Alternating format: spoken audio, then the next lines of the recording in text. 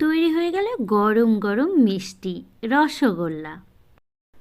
Hello friends, welcome back to my channel. চলে এলাম আবার তোমাদের সামনে একটা নতুন রেসিপি নিয়ে।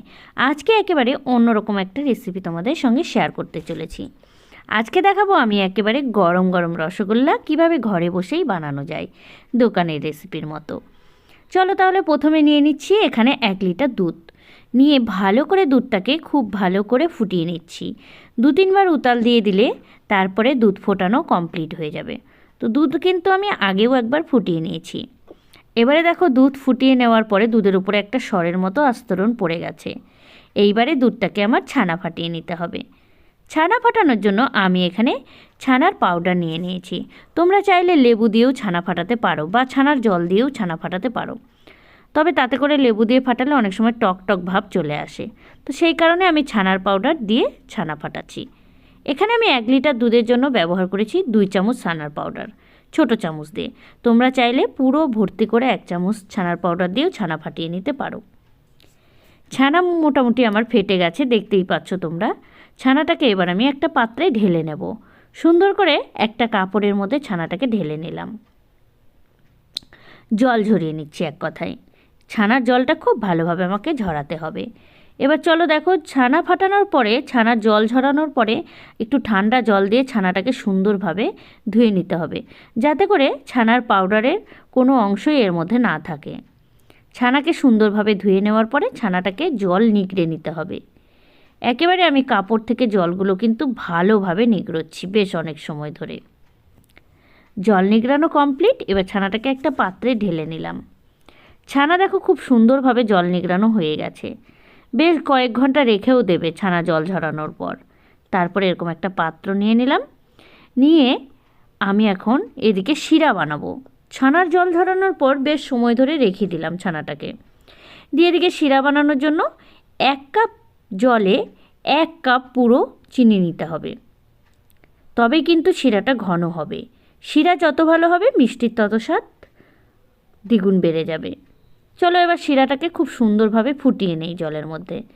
শিরা ফোটাতে ফোটাতে এদিকে আমি আবার চলে এসেছি ছানাটাকে নিয়ে। ছানাকে সুন্দরভাবে দিয়ে দিলাম 1 চিমটের মতো খাবার সোডা।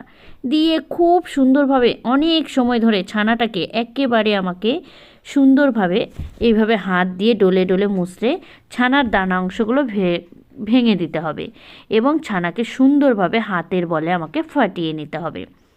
একটাও যখন দানা দানা ভাব ছানায় থাকবে না, খুব সুন্দরভাবে মোলায়েমভাবে মেখে নিতে হবে। ওই বলতে পারো পুরো ময়দা মাখার মতো। ছানা মাখানো কমপ্লিট। এবারে দেখো ছানা থেকে আমি সুন্দরভাবে 1 সাইজের মতো করে বেশ ড্রো কেটে নিচ্ছি। এটা বেশ 1 সাইজ করে নিতে হবে, যাতে করে মিষ্টিগুলো 1 সাইজের হয়। ছোট বড় হলে দেখতেও ভালো লাগবে না, খেতেও ভালো লাগবে না। এই জন্য একই সাইজ হওয়ার জন্য সবগুলোকে আগে এইভাবে দলা দলা করে নিচ্ছি। তারপরে সুন্দরভাবে হাতের বলে আমি বেশ ড্রো কেটে লাড্ডুর মতো করে তৈরি করে নিচ্ছি। দেখো ওই দেখলে মনে হবে নারকেলের নাড়ু। দারুণ হয়েছে, বেশ সুন্দর লাগছে, মনে হচ্ছে দেখে এক্ষুনি খেয়ে নেই। তো তোমরাও এইভাবে তৈরি করবে। এবারে দেখো মিষ্টিটাকে আমি ছানার যে লাড্ডুর মতো হয়েছে আকৃতির, সেটাকে আমি একটা পাত্রে জল ঢেলে দিয়ে তার মধ্যে 2টো এলাচ, সাদা এলাচ, তার মধ্যে 2টো তেজপাতা দিয়ে ওই মিষ্টিটাকে ফুটিয়ে নেব জলে। এটা চাইলে তোমরা 2 প্রসেসে করতে পারো। 1 জলে ফুটিয়ে নিয়ে করতে পারো, 2 নম্বর শিরায় ফুটিয়ে নিয়ে করতে পারো। যেহেতু আমি শিরাটা কম করেছি, তাই প্রথমে আমি জলে ফুটিয়ে নিয়ে মিষ্টিটাকে ভালো করে ফুটিয়ে নেব, তারপরে শিরায় দিয়ে দেব। দেখো এবারে ননস্টিকের মধ্যে আমি সুন্দরভাবে মিষ্টিগুলো দিয়ে একটা চাপা ঢাকনা দিয়ে দিচ্ছি। বেশ কয়েক মিনিট ধরে ফোটানোর পরে দেখতে পাচ্ছ মিষ্টিগুলো বেশ ফুলে ফুলে গেছে।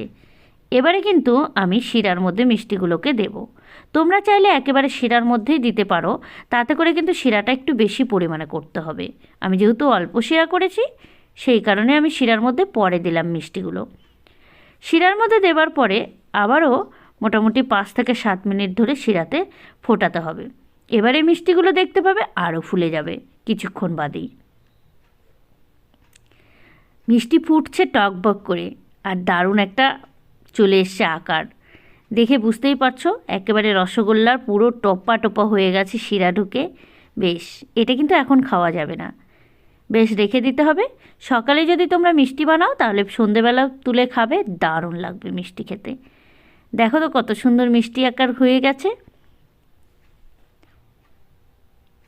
আমার মোটামুটি মিষ্টি ফোটানো কমপ্লিট হয়ে গেছে। এর থেকে বেশি ফোটালে মিষ্টিগুলো ভেঙে যাওয়ার সম্ভাবনা থাকবে। তো চলো আজকের রেসিপিটা এই পর্যন্তই। দেখা হচ্ছে কালকে আবার একটা নতুন রেসিপি নিয়ে তোমাদের সঙ্গে। মিষ্টি বানানোর রেসিপিটা কেমন লাগলো অবশ্যই তোমরা জানাবে আর বাড়িতে ট্রাই করবে।